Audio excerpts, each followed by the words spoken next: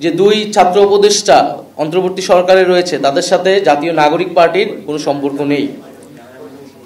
তারা গণ অভ্যুত্থানের প্রেক্ষিতে গণ অভ্যুত্থানের প্রতিনিধি হিসেবেই সেই সময় সরকারে গিয়েছিলেন, আমিও তাদের মধ্যে সেই সময় একজন ছিলাম। তারা যদি রাজনীতি করতে চায়, নির্বাচন করতে চায়, তাহলে তারা সরকারের থেকে সেটা পারবে না, তখন তারা সরকার থেকে বের হয়ে তাদের মতো সিদ্ধান্ত নেবে।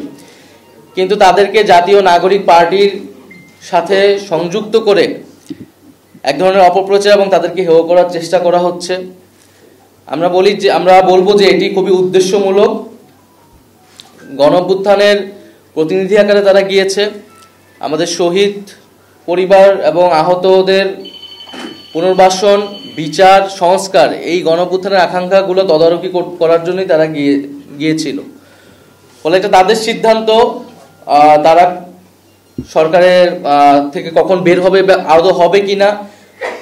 কিন্তু আমাদের প্রত্যাশা যে গণ অভ্যুত্থানের আকাঙ্ক্ষার ভিত্তিতে সরকার গণ অভ্যুত্থানের বৈধতা, সেই আকাঙ্ক্ষাগুলো বাস্তবায়নে ছাত্র উপদেষ্টা সহ সকল উপদেষ্টা একত্রে কাজ করবে। ফলে দুইজন ছাত্র উপদেষ্টাকে জাতীয় নাগরিক পার্টির সাথে সংযুক্ত করে যে অপপ্রচার, আমরা তার নিন্দা এবং প্রতিবাদ জানাচ্ছি। তো সামগ্রিক বিষয়ে কয়েকটা বিষয় আমাদের আজকে আলোচনা ছিল।